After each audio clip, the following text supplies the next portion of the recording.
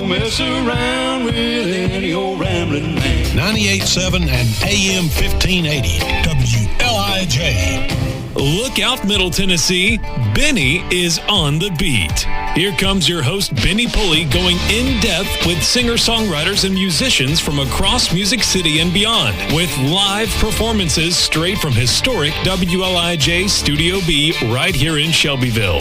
Benny on the Beat on WLIJ is sponsored by Black and Blue Sports, Hawkins Flight Academy, and by Shady Acres Creations Boutique and more in Bell Buckle. Now, let's see what we got here. Here's Benny Pulley.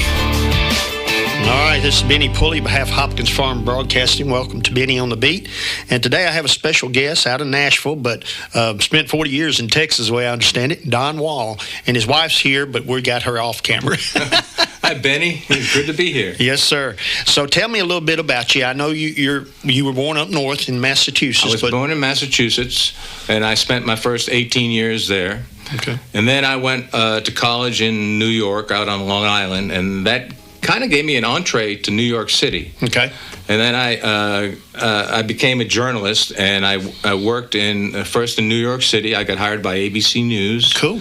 As a kid, and was there for the very early days. Back then, Frank Reynolds was doing the news, and so I was a junior producer. I worked my way up to being a producer, and then I transferred to Texas, and that's how I got to Texas. All right. So now when you got to Texas, were you in the news there too? Yes, I moved to the ABC News Dallas bureau. Okay. And worked with a correspondent named Charles Murphy, who was from Oklahoma, but he was a very famous guy, not as famous as Dan Rather, but they were kind of contemporaries. Right. And Charlie covered the Kennedy assassination and Vietnam and oh, wow. a lot of stuff in the Middle East and civil rights and Northern Ireland. I mean, all that kind of stuff. Yeah. By the time he got back to Texas, he was the bureau chief, and we had to cover the news, but he liked to do feature stories. Okay. So we did a lot of Americana stuff, things like duck calling contests, Jello wrestling, and then we went out to California and did a brain tune-up. I think all of us need some of that. Yeah, and we went up to Long Island and did big-time croquet. I mean, we did just goofy stuff, funny things. Yeah. If we figured if we could get 2 or 3 jokes out of a story, that had a chance of being a hit. Yeah. Well, a lot of times they will interject like jokes and stuff just to sort of keep it interesting, Yeah, but this was like the World News Tonight with Peter Jennings, so they weren't really joking. Right. No. It was serious. This was but Charlie was known for humorous features, so that was like they always put our pieces at the end of the show, often on a Friday, when it was time to have something a little lighter. Yeah. So that's what we did. Yeah, because during the era you're talking about, Vietnam War, the Civil Rights, all that stuff, it was a lot of heavy stuff. Heavy, hard news. I mean, it really kind of started with the assassination of President Kennedy, and then when Johnson came in, Lyndon, then we got into Vietnam, and then, that was my generation. And so I didn't serve, but a bunch of my high school friends did. Yeah, I know what you mean. I lost friends. Yeah, I know. Guys that was ahead of me went and lost their lives, Yeah. So I graduated in 74. It was 75, excuse me. And from high school? Yeah. And so I was 71. Yeah, so and the war ended in, last part of 74, early 75, somewhere. Yeah, my year was the very last year of the draft. So I had a number, and I had to, sweat through the draft day. Yeah. My number was like 116. You always kind of remember that number. Oh, yeah. But they weren't really calling up new recruits at that time, so I managed to escape that. Yeah, that's the same here. I asked the lady I called because we're supposed to register for the draft. I called and asked her, and she said, "Don't worry about it till your birthday, and then call me and see." But she said, "I don't think you'll have to, because I think we're going to do away with it." They did away with it. Yes, they did away with it. I think my year was about the last year they actually took people. Yeah. All right, so Don, tell me a little bit about your music career. When did you start playing? Well, I started playing drums right after the Beatles were on Ed Sullivan. Okay, all right. I wanted to play the guitar, but we got a very inexpensive Silvertone guitar, and I couldn't really press down I was like 10 years old, and I couldn't really make a chord, so I got really frustrated, and I just started banging on things. And then I started banging on my mother's big Tupperware thing with some dowels from my sister's doll crib that I kind of pilfered, and then I just started banging on it, and then by the time I was 13, I had a drum set, and I was in a band, and I played all the way through high school and into college as a drummer, mostly focusing on rock and roll and blues. Right. And then when I moved to Texas, when I was in New York City, I didn't have my drums because there was no room. Right. But when we moved to Texas, I was able to get a house and have a garage and everything. Then we had a garage band, and so I had friends who were in the TV news business, and we formed a band down there. And it was that was about 84, so George Strait was just really taking off, and then quickly followed by Alan Jackson, and then Garth Brooks, and that was all happening, and so I got really into country music, and we incorporated that into our band as well. Yeah, now is that when you started playing the guitar? No, I was 40 years old when I first started the guitar. Wow. And I started playing the guitar because my daughter was interested in playing the fiddle. And so we got her a lesson place down in Burleson, south of Fort Worth, Valerie's Music Studio, and I would bring her down there once a week for her fiddle lesson. And I quickly realized that all the young fiddlers, they kind of measure themselves through these contests, Texas fiddle contests. And you have to have a guitar player to back you up when you're playing those contests. And so old Dad said, well, I guess I can learn how to play. So I did, and I learned how, and I stayed with it. Well, that's cool. That's good. You're helping the daughter out. Helping my daughter. Always. How many children do you have? I've got 2 children, a daughter and a son, and 3 grandsons. No, 3 grandsons. Okay, cool. Yeah, my daughter has 3 little boys. Oh, wow. Well, they're not little anymore. They're like 12, 10, and 8. I tell you, they grow up fast. Very fast. Yeah. I got 5, and I know I got one 23 and I think 11. Yeah, they're fun. The new generation. So they're going through all kinds of their own lives. In the modern world. Oh yeah, and I like the good old days back the way it used to be, sort of calm. We didn't have all the things that distract us like we do today. No, in a lot of ways we were free range kids when I grew up. You could leave the house in the morning and not come home until supper time. Yeah. And nobody would worry about you or think anything of it. And, we'd make our own way. You could ride the bicycle up and down any street, basically. And we even took... I was born in Worcester, which is a city, but I grew up in a small town called Boylston, outside of Worcester, about 10 miles out. Okay. But my parents and all the people who moved out there were from Worcester, and so we used to take a city bus from the post office all the way into Worcester, 10 miles, but still going into the middle of a city. Yeah. And we'd get off on Saturday mornings and go to the boys' club and then go to the movies or go bowling and things like that. And again, nobody worried about it. No. If you let your kids do that today, you'd probably get arrested. No, yeah. I mean, we really, like you said, we had free range. Yeah. I think we came up, I believe, in one of the better generations. Well, it was pretty good. I mean, because you didn't worry about, you left your doors open. I mean, we never hardly ever locked our door. No. Yeah. Everybody was friendly, and it was a very optimistic time. Yes, it was. It was post World War II. A lot of the parents had served, and so we were the children of these veterans, and so. It was a very optimistic time. It was when Eisenhower had a very successful presidency, and then Kennedy, being from Massachusetts, he was our guy. Oh yeah, and I was Catholic too, so there it was. We were all the Irish Catholics. In fact, when I was in second grade, and he was running against Nixon for the White House. Some of the Catholic kids who were for Kennedy. This is second grade. Right. We would get our little band together, and we would have kind of mock fights with the Protestant kids who were supporting Nixon. We were all friends. It's just that our parents, had their preferences. Oh yeah, they always do. And so that's the way it went. And So that had that whole sort of the optimism of President Kennedy had a big influence on me. Yeah. And I think our generation. Yeah, I think, and it was a sad loss for the country at the time because he was. I think, a real good guy. I really liked him. I mean, he had his faults, as we've come to learn. Anybody runs political, you're going to have faults. Yeah. Now, so when did you start really going out and performing as on your own? When I was learning how to play guitar, I got in with some friends from the news business who were bluegrassers. Okay.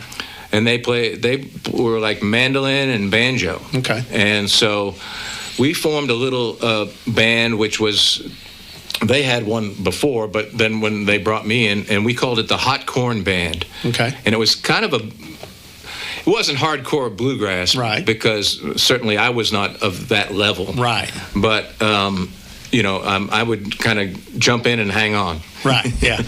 And they, and we started playing, and we did a couple of, we were all from TV news, and we did a couple of shows, which would be like, we called it, we made it an homage to some of the country music shows of the 60s. Okay. I guess you'd say even hee-haw, but even before that, yeah, some of the types of shows where you'd have a special guest and you have an MC. Mm-hmm. And so we did 2 of these shows with the Hot Corn Band, and the second one, the first one we did a few cover songs, and then we got really nervous about Harry Fox and the copyright people, and we thought they were going to come down on us. Of course, we had a reach of about 20 people, so it didn't really matter. Right. But we took it seriously. We thought they would be knocking on our door, you know. So we said, well, if we're going to do another one, we're going to have to stick with public domain and original songs. So that was kind of gave me the impetus to write a song. Well, cool. And I wrote one, and then after that, I started writing more. I got involved with the Dallas Songwriters Association. And Kimberly and I, we got together about 6 years ago, and we kept doing these road trips, and we'd come through Nashville. Mm-hmm. And I was really interested in, like, the songwriting community here. Oh, yeah.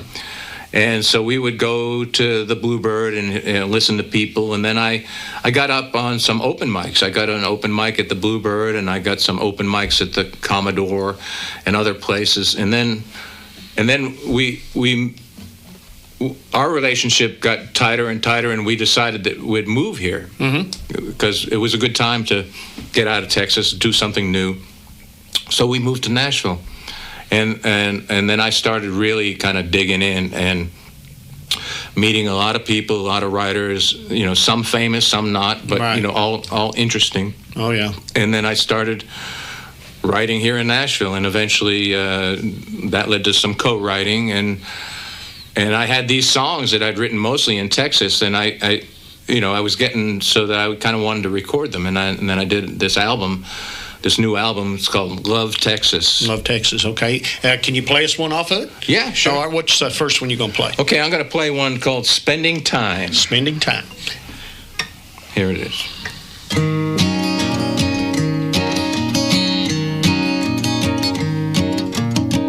I just realized I'm on the wrong fret. That's okay. I was thinking... That's one good thing about live. That doesn't sound right. Okay, here we go.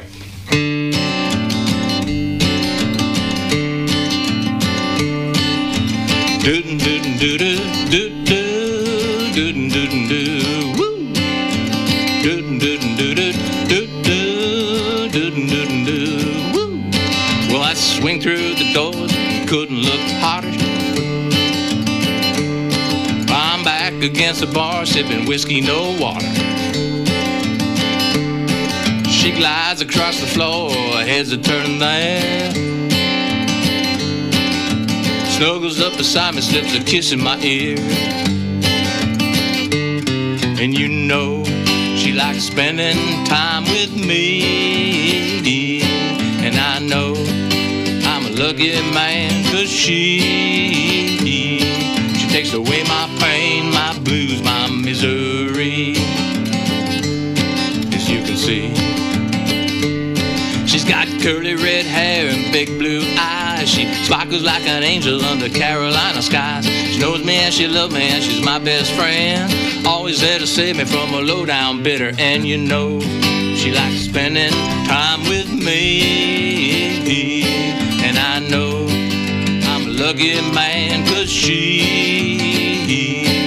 takes away my pain, my blues, my misery. That's what she does for me.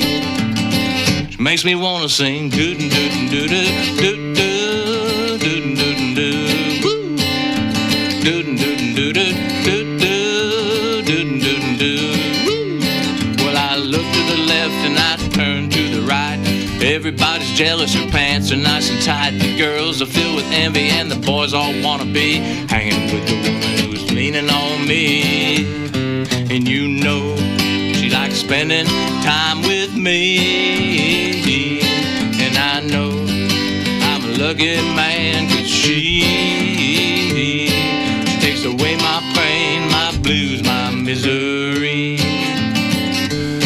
She takes away my pain, my blues, my misery.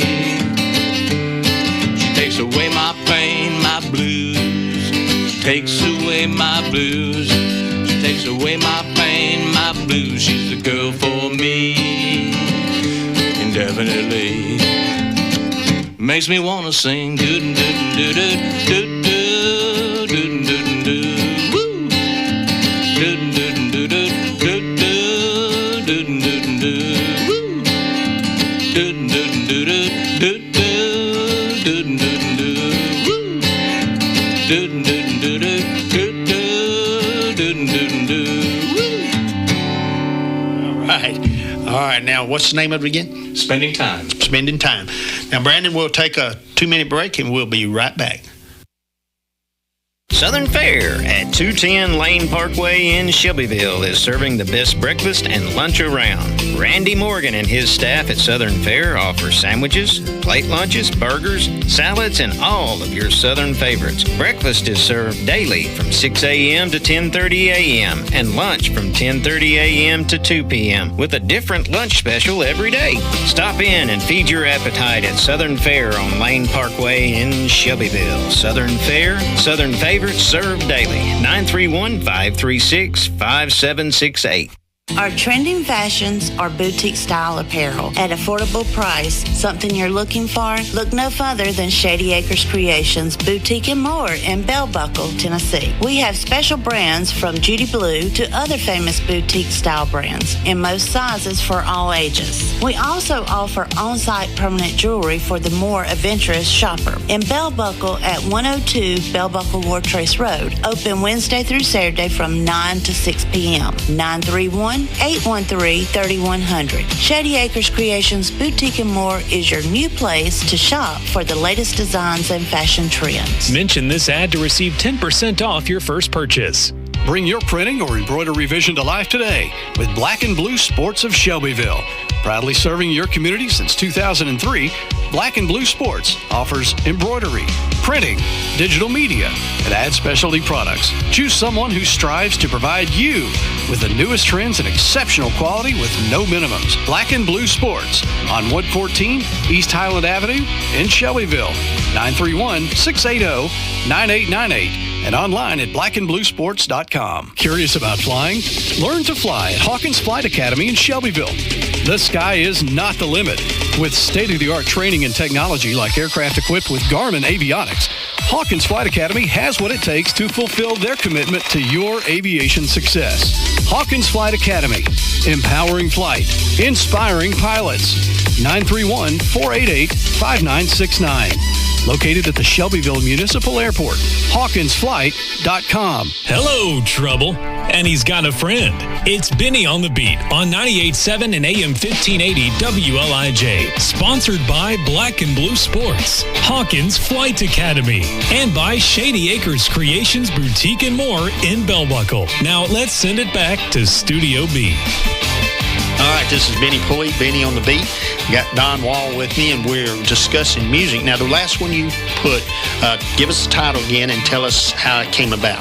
Spending time. Well, that's kind of when I wrote that one, I was thinking of a Texas dance hall, almost like a line dance kind of thing. So it's like da da da da da da, the clapping and the, and they turn and that kind of thing. So that's what I was thinking about when I wrote that one. Well, cool. And and then curly red hair and big blue eyes. That's Kimberly back there. Kimberly, I can tell with those red hair there. Yeah. So that's what that's all about, and it's just kind of a fun song. It's just really for fun. Now, on your CD that you got, where can they go to purchase it if they want to purchase it? Sure. I have a website. It's called donwall.net. So it's DONWALL.net. Okay. And that's the best place to purchase the album. I have it as a CD. Mm-hmm. I also have it as a vinyl record. Okay. I got a really good artist named Tracy Ratliff in Nashville to do the artwork on it, and it's called Love Texas. So it's got an image of cowboys and horses, and so it's on my website for sale. But I also have all the songs that are on the record on the website for free. Yeah, I want people to listen to it. Right. And so if they want to support my music by buying a CD, or I've got a poster that goes with the record album that features the nice artwork, and the vinyl record is like it's a full 12 by 12. Oh, so really? It's just like an old time record. Yeah. And somebody said records are going out, vinyls are going out, but just here in the last few years they have an insert of records, people wanting the vinyl, and I think there was one record producer down there in Nashville that printed vinyl. And I understood that he was working 3 shifts because he was so far behind. Yeah. In fact, my daughter lives out in Steamboat Springs, and we went to a pizza joint that had all these record albums up on the wall. Uh-huh. And I said, I've got all those records. In fact, I've got a better record collection than this guy's got. And she said, well, whatever you do, don't throw those away, because she might want them, and she doesn't want her trophies from basketball, she doesn't want her child artwork, but she wants those old record albums. Yeah, my dad, of course, we were in the motel restaurant business, so we moved around a lot, and a lot of times people would come to Nashville, because we had 2 motels in Nashville. They would come to Nashville to sing, right, and they'd have all the rock and roll albums or all their country albums and all this stuff. And then sometimes they get down on the luck and not having the money, so we'd have to hold their storage, whatever they had in the room, as a collateral until they paid their bill. Well, a lot of them never come pay their bill, so we ended up with, all kinds. You think about the Beatles, all those albums, and I have a lot of them old albums. And of course, when we move, every time you move, you lose something. And my dad, I think my dad just got rid of them all. I think that's what happened. Yeah, I know. I managed to save them, and then I kept a lot of them with me. But then my mother had a lot of them in the basement in a pretty good airtight container. Mm-hmm. And so when she passed away, my sister and I went down in the basement, and we found all these old record albums that, were my original ones. Wow, that's cool. So that was cool. That's cool. All right, are you up to another one? Sure. All right, what you want to do this time? Okay, this time let's do a song. It's called Fishing on the Guff. This is a song about basically a party down on the Texas Gulf Coast, Port Aransas, which is it's at the northern end of Mustang Island, which is attached to Padre Island. A lot of people have heard Padre. Of Padre. Yeah. Mm-hmm. Well, Mustang Island is continued up. It's kind of it's out by the Corpus Christi ship channel, and it's this barrier island, and it's a fishing village. And so we went there with a whole bunch of friends from the Dallas Songwriters Association, and we went out fishing. And our wives and girlfriends came along, and so then we had a whole weekend's worth of barbecue, playing music, cooking on the beach, and just good fellowship, hanging out together for a weekend. So this one is called Fishing on the Guff. Fishing on the Guff.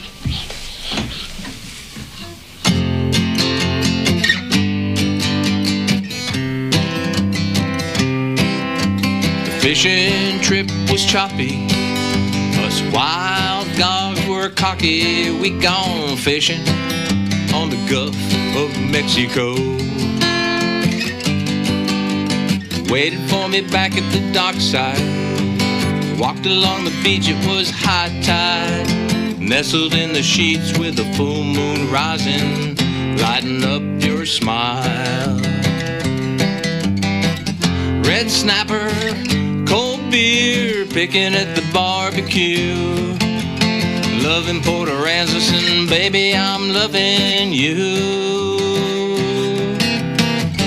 Good vibes, good tunes, playing in the Texas dunes. Fishing on the Gulf and sharing the good stuff with you. So many made eggs Mexicano on the camp stove with the waves close. We had shade, cerveza, musica tejano all day long. Joe brought brisket and hot licks. We all played our big hits. Drank whiskey on the beach with a bonfire burning. Me singing you a love song.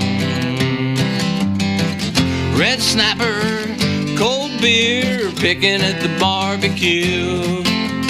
Loving Port Aransas, and baby, I'm loving you. Good vibes, good tunes, playing in the Texas dunes. Fishing on the Gulf and sharing the good stuff with you. Good old Texas boys in the Gulf moonshine. You and me, baby, get along just fine. Staring at the fire, sharing desires, feeling the tease of the restless seas. Red snapper, cold beer, picking at the barbecue. Loving Port Aransas, and baby, I'm loving you. Good vibes, good tunes, playing in the Texas dunes. Fishing on the Gulf and sharing the good stuff with you. The fishing trip was choppy, us wild dogs were cocky. I've been fishing on the Gulf, sharing the good stuff with you. Fishing on the Gulf. Yes, sir. Now, you said you lived in Texas for 40 years? Yeah, just about. Just 84, 83 really, I got there, and then we moved 21 or 2, something like that. So Okay. just about 40 years, yeah. Yeah, well, that's cool. Yeah, so you've been doing the music for a pretty good while now, I guess. Yeah, you know, if I started playing guitar at 40, so yeah, I've been playing for, 30 or so years. So. Yeah. So yeah, it's a while. I still consider myself kind of new at it, but a lot of the kids that are so good, they start when whatever age they start. Oh yeah. By the time they're teenagers, they're good. Oh yeah. And what gets me is I've ran into 2 or 3 here lately that they didn't start to just in the last few years, and you're going, gosh. You're pretty good just starting the last few years, compared to some of them. Yeah, well, I think kids also, if they're interested in something, they learn a little faster. Yeah, I agree with that. Their brains is not clogged up as much as ours. Yeah, they concentrate more on a certain thing. They focus in on it pretty good. Yeah.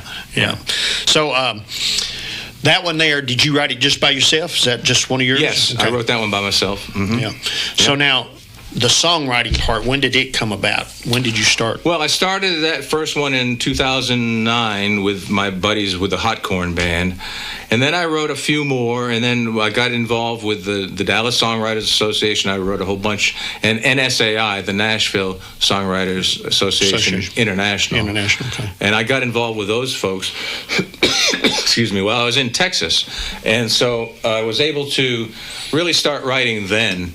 Yeah. And there was a Dallas chapter and a Fort Worth chapter, and I used to go to meetings and send my songs in to get critiqued, and they would send those into Nashville, right, to some of the people, then they would critique the songs, Yeah. I was getting critiques from the Dallas songwriters too, but then I started getting the critiques from Nashville. Well, that makes a difference because that's where the majority of the country music ends up in Nashville. So, and it's one of those things that you, I guess when you get into songwriting, you get to know those different associations that you can join and different things. So yes, it sort of helps you. It's good. It helps a lot because you can get a lot of guidance. Not only they have a lot of literature about songwriting, and you're on your own, you can read a lot about songwriting, but then they have this critique process where you write something and then people look at it and they you should right here. You should do this. Or, sometimes it gets real specific, and sometimes it's more general, or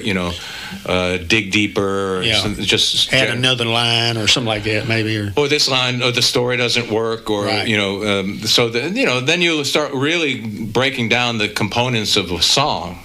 So you start learning about the difference between melody, chord progressions, tempo, and then lyrics, and it all kind of comes together.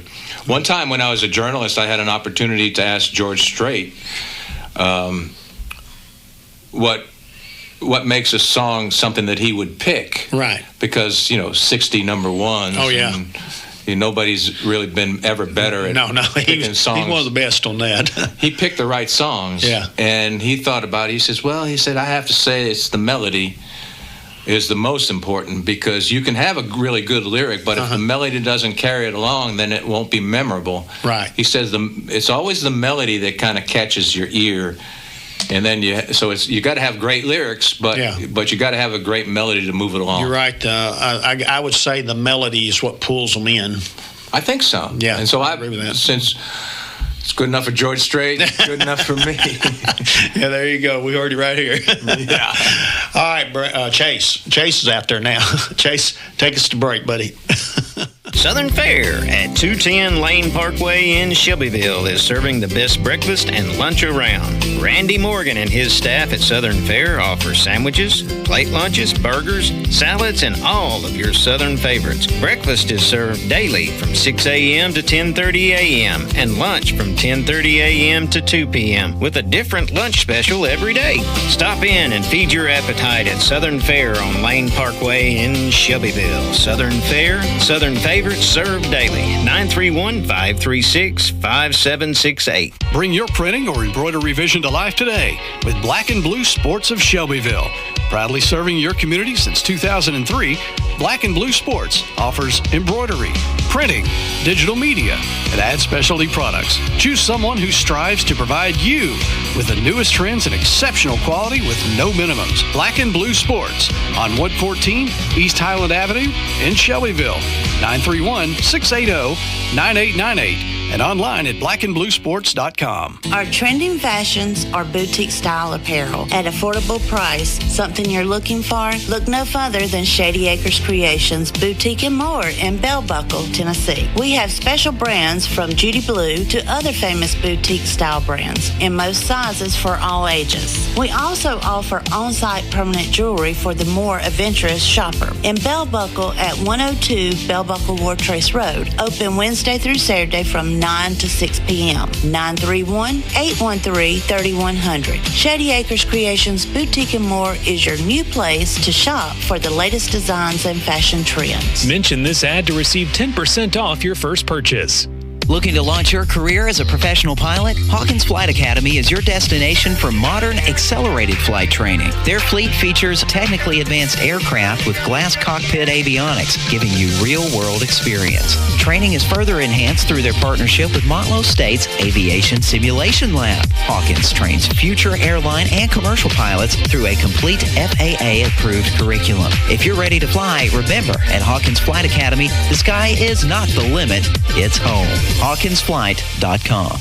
If you're in the market for heavy equipment, Clanton Pipe and Supply has you covered. With everything from skid steers, backhoes, and even mini excavators, you never know what Clanton will have on the lot. For all your pipe and used equipment needs, call 931-684-4847. For heavy equipment, financing is available with approved credit. And of course, you know Clanton for their corrugated metal and plastic culvert pipe. They carry all types and sizes, not to mention that delivery is also available. 931-684-4847. ClantonPipeandSupply.com.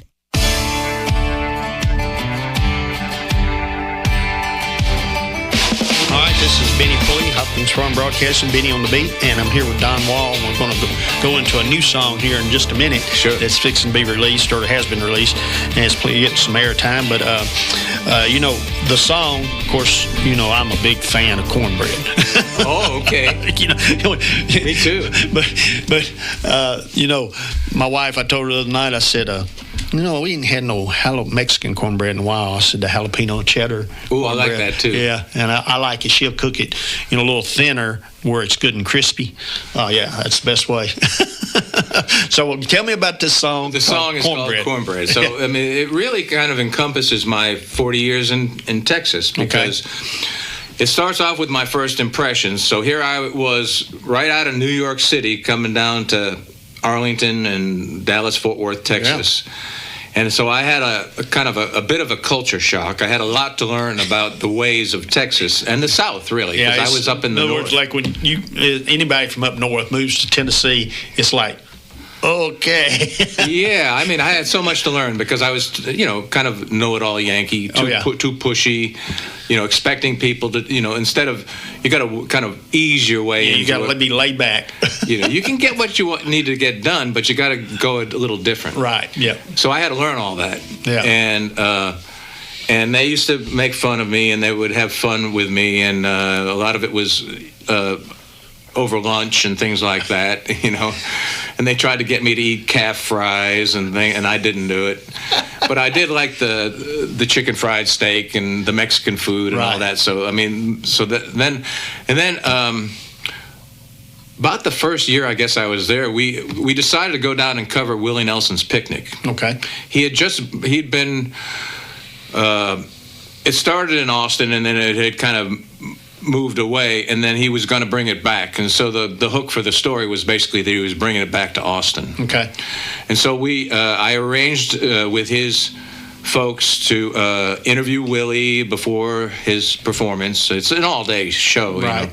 You know? And so we got down there the night before, and we had trouble finding the back way to the stage. So before turning in, we decided to go literally find the back way into the stage, so in the next day we wouldn't get stuck in traffic. Right.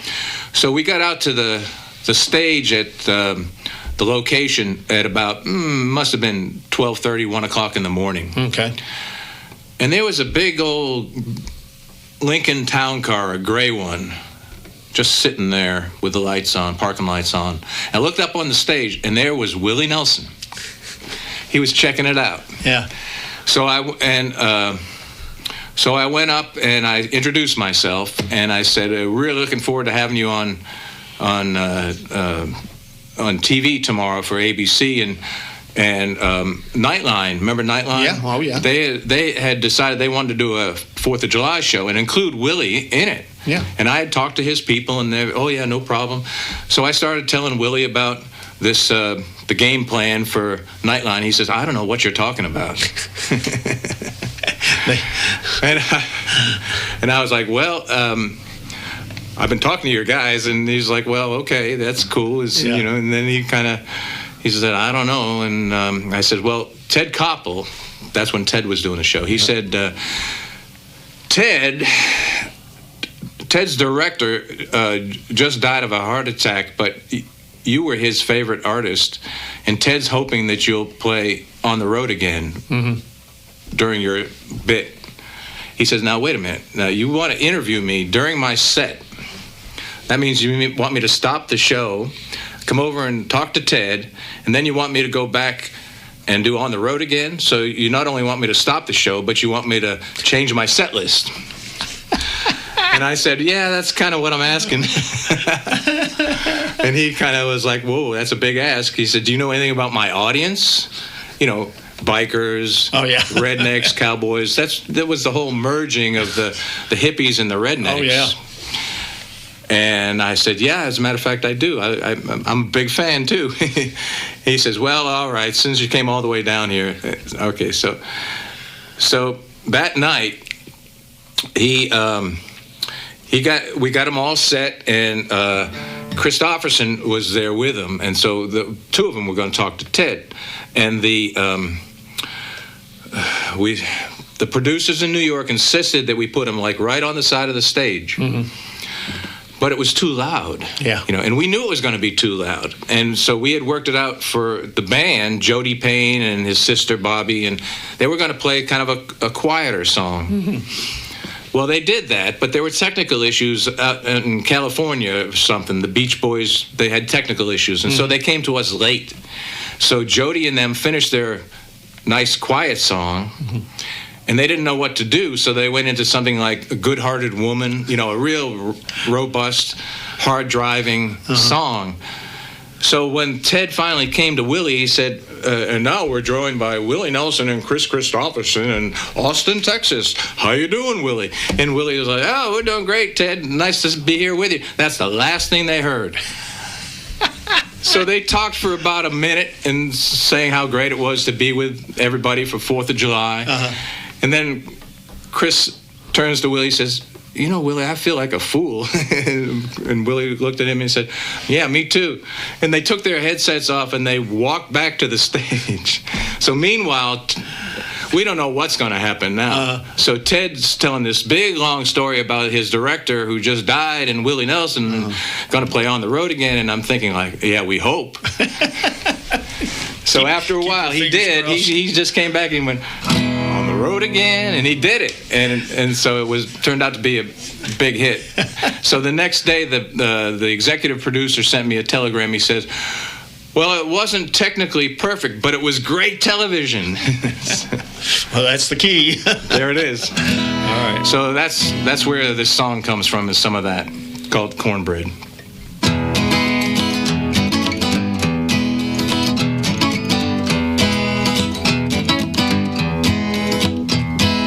Yankee this, Yankee that, I broke down and bought a hat. Barbecue chicken fry, I gained weight and that's no lie. Jalapenos, margaritas, gorgeous Texas senoritas. On a highway feeling mean, got me a plate with refried beans. And cornbread, cornbread, cornbread and iced tea. Eat your greens and black-eyed peas. We'll have a feast come New Year's Eve. I wasn't born here, I may not die here, but I got Texas in my genes. July 4th, I went to Austin, spent the day with Willie Nelson. Hippies, rednecks, red hot mamas, full quilt ostrich, Tony llamas. I fit right in here with my eyes chest full of cold beer. Cowboy dreams, blue eyes crying, it's a whiskey river, man, I ain't lying. And I like cornbread, cornbread, cornbread and iced tea. Eat your greens and black-eyed peas. We'll have a feast on New Year's Eve. I wasn't born here, I may not die here, but I got Texas in my genes. Well, I live around Dallas 40 years. Folks still know that I ain't from here, but I've been through about every town. I seen the sun rise and the hell come down. Lone Star living is infectious in this nation state called Texas. Born and raised here, my kids say they never want to move away. They like cornbread, cornbread, cornbread and iced tea. Eat your greens and black-eyed peas. We'll have a feast on New Year's Eve. Kids say we were born here, we're gonna die here, 'cause we got Texas in our genes. We were born here, we're gonna die here, 'cause we got Texas in our genes.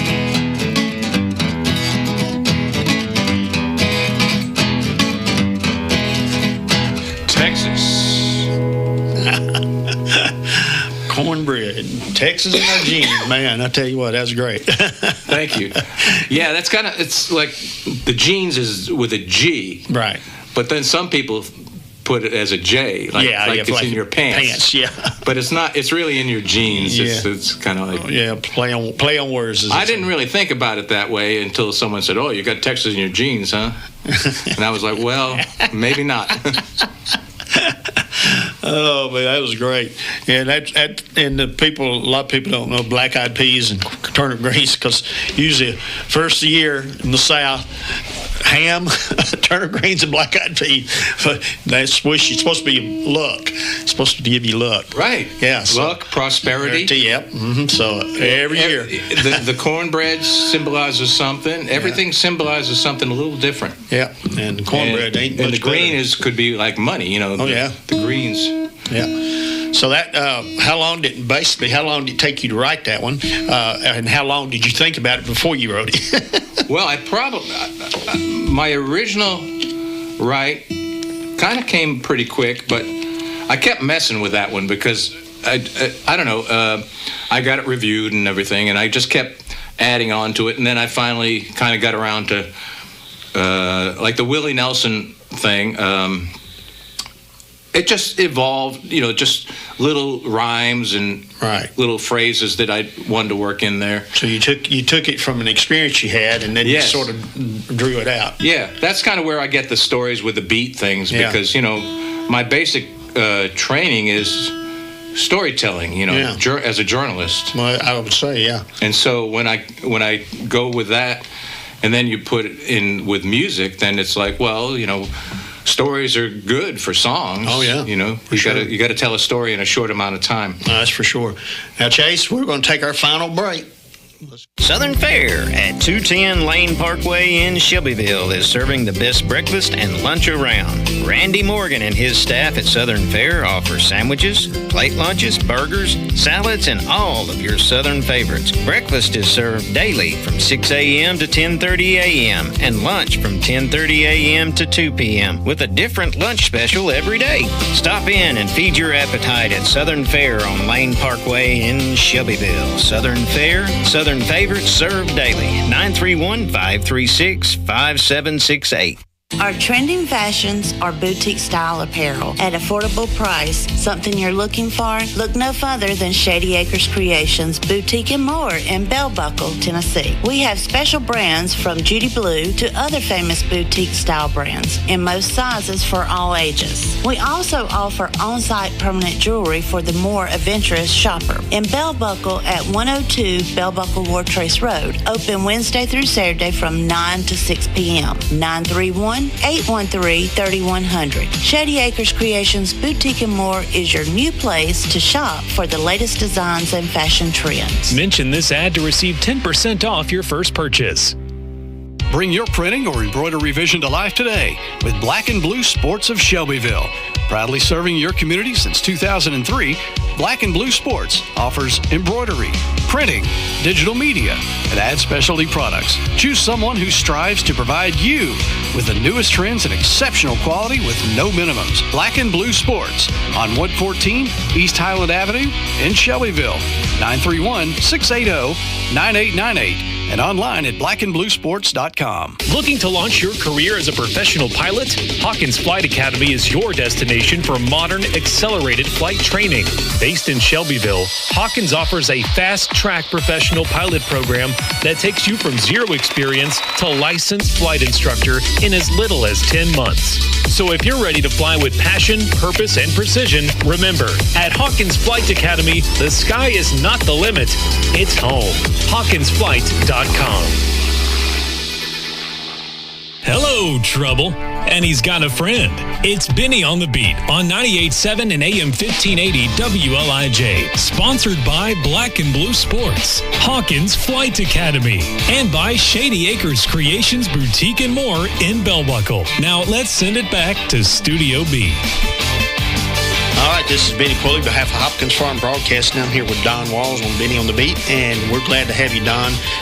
Thanks so much, man. Yeah, and you moved from Texas to Nashville. Yep. So how are you liking your stay here in Nashville? Oh, we love it. We've, first of all, we got married. Okay. Kimberly and I got married on August 4th out in Steamboat Springs. That's where your daughter's from? My daughter lives out there. Okay, cool. And so we had, both my kids came, and we had, a small wedding, but a real nice. Steamboat is just this wonderful little town out. Yeah, I've heard of it. I've never been there, but yeah, it's nice. Yeah. And we were in the botanical garden along the river and all that. And so we've we've moved into our own condo now. We have a nice little condo. It's almost like our cabin in the woods because it's up on the top of not the top of a hill, but on the way up a hill that's all wooded. It's a small development that's been there on the kind of Bellevue area for 30 years or more, since the 70s. So I guess that's a lot more. And it's in the woods, so we have deer and turkeys and a lot of leaves, of course. Yeah, right now. We've got a lot of leaves to deal with. And so we love it. We go into Nashville 2 or 3 times a week, mostly to either play music or listen to music. Right. And then we have developed a nice group of friends, and so we're really enjoying it. Well, now, have you got any performances that anybody could go see coming up anytime soon? Yeah, tonight I'm playing at the Commodore Grill, which is the Holiday Inn right there on West End. It's right next to Vanderbilt. Yeah. And then I've got, let's see, I'm playing the Blue Plate Special. Okay. Is that later this week? Thursday this week over in Knoxville. Okay. I'm going to play the Blue Plate Special, which is at noon Eastern time. Right. Because they're Eastern. Time, yeah. So I got an opportunity to play over there with my friend David Easterling. I've played that once before, but we're going to do that. And let's see. Then just a few more gigs at like the Millennium Maxwell House and the Commodore, and then I've got some co-writes coming up, and then we're going to go down to the Frank Brown Songwriters Festival down in Florida. Okay. And I'll play at some of the open mics, but we have some friends like Mark Allen Barnett and that who, they've been playing it for years and years. So they're regulars. So they're regulars, so they get good spots. And and then there'll be some headliners, and we'll spend some time in a hotel on the beach. So you're right there on the beach, and then you got these great songwriters, and so that'd be fun. It'll be fun. It will be. Now, give them your website one more time. I want to make sure. Oh, sure. It's donwall.net, and that's the website. And there's my bio, and there's some pictures, and all my music is there. And then I have a pretty good presence on Facebook. If just look up Don Wall, and you'll find me. And then, I got the Instagram and all the other stuff. Yeah. I mean, when we was younger, we would never thought about all this stuff, would we?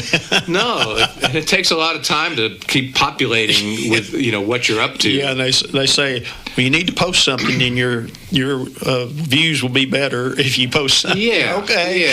Yeah. I guess they are. Yeah. But, it doesn't necessarily mean that more people are going to come to your shows. That's right. Like that. Now, on your website, do you show where you're going to be playing next? Do you have that list on there? I do when I keep it up. Okay. But I get behind. Well, you and me both. That's the same problem. So I'm not as good at keeping up with all that as I probably should be. Yeah, well, I think our generation probably ain't as good at.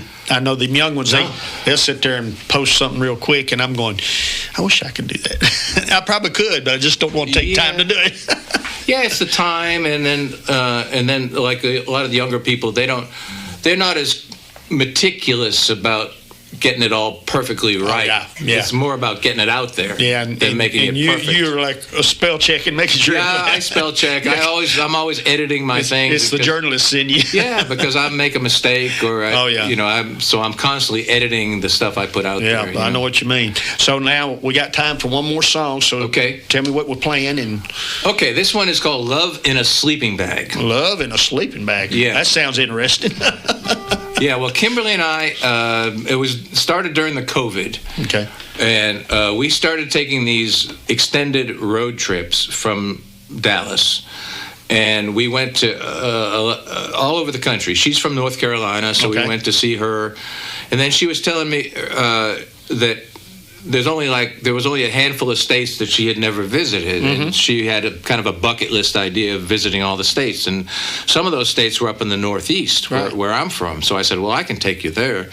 Yeah. So we went up and we visited all those states, and then and instead of staying in hotels, well, remember during the COVID they wanted you to sort of isolate yourself. Yeah. So we came up with the idea that, well, we're going to isolate by going in the car, and then we'll camp. Yeah. And so we camped in a tent. Yeah. And we visited, over the course of the next 2.5 years, every one of the lower 48 states. Wow. Camping in many of them. Oh, wow, cool. As our relationship was developing. And that's how I came up with this one. It's called Love in a Sleeping Bag. All right.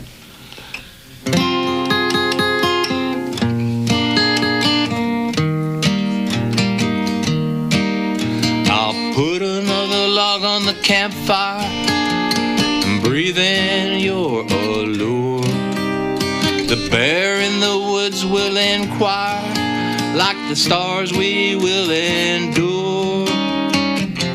We'll go on together to a galaxy beyond forever.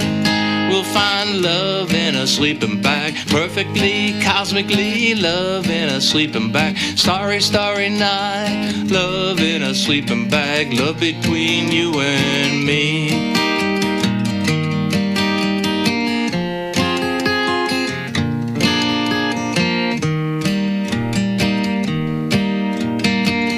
Put your hand in mine, gonna wanna walk to the moon. We'll look for a sign, don't wanna get there too soon. We'll go on together to a galaxy beyond forever. We'll find love in a sleeping bag, perfectly, cosmically, love in a sleeping bag. Starry, starry night, love in a sleeping bag, love between you and me.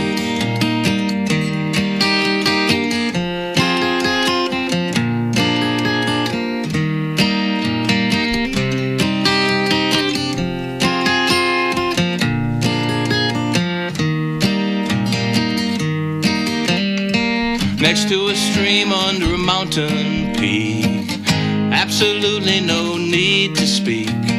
Touching in the wetness of night, watching the deer at first light. I'll sing my song of love to you.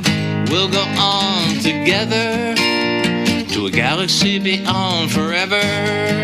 We'll find love in a sleeping bag, perfectly, cosmically, love in a sleeping bag. Starry, starry night, love in a sleeping bag, love between you and me. We'll find love in a sleeping bag, love between you and me.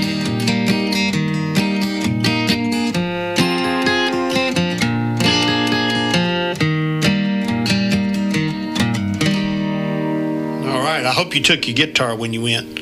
We did. Absolutely. Yeah, you know, ain't nothing better than a campfire and some music. I know. I mean, I love it. I love sitting around the campfire playing songs, and so we did that a lot. And you know, that years ago, I mean, you could walk, like when I was coming up, I was telling them years ago, you could walk down your street in your neighborhood most of the time, and there'd be families on the front porch that picking, you know. Yes. And you could see it and listen to it and stop and talk to them, you know. Yeah. In fact, that was a big influence when I made this record, which is called Love, Texas. Mm-hmm.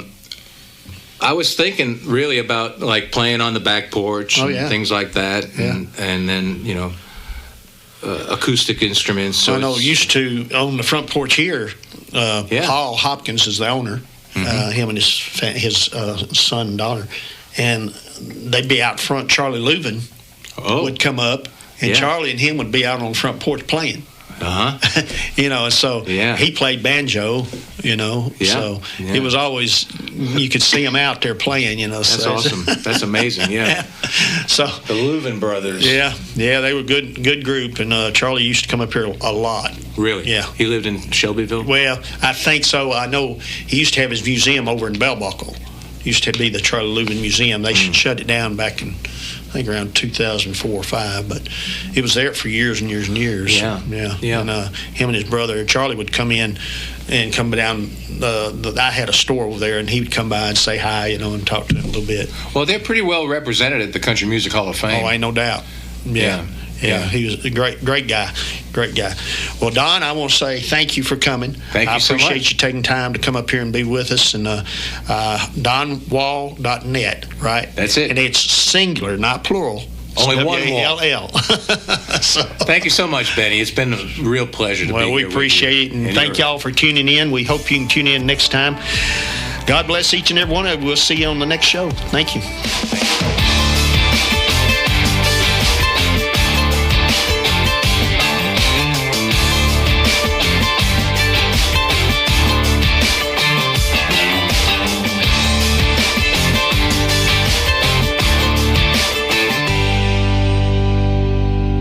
Southern Fare at 210 Lane Parkway in Shelbyville is serving the best breakfast and lunch around. Randy Morgan and his staff at Southern Fare offer sandwiches, plate lunches, burgers, salads, and all of your Southern favorites. Breakfast is served daily from 6 a.m. to 10:30 a.m. and lunch from 10:30 a.m. to 2 p.m. with a different lunch special every day. Stop in and feed your appetite at Southern Fare on Lane Parkway in Shelbyville. Southern Fare, Southern favorites served daily. 931-536-5768. Bring your printing or embroidery vision to life today with Black and Blue Sports of Shelbyville.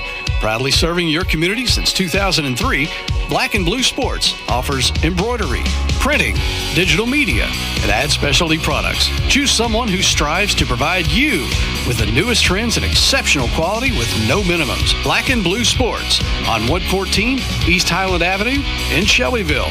931-680-9898 and online at blackandbluesports.com. Southern Fare at 210 Lane Parkway in Shelbyville is serving the best breakfast and lunch around. Randy Morgan and his staff at Southern Fare offer sandwiches, plate lunches, burgers, salads, and all of your Southern favorites. Breakfast is served daily from 6 a.m. to 10:30 a.m. and lunch from 10:30 a.m. to 2 p.m. with a different lunch special every day. Stop in and feed your appetite at Southern Fare on Lane Parkway in Shelbyville.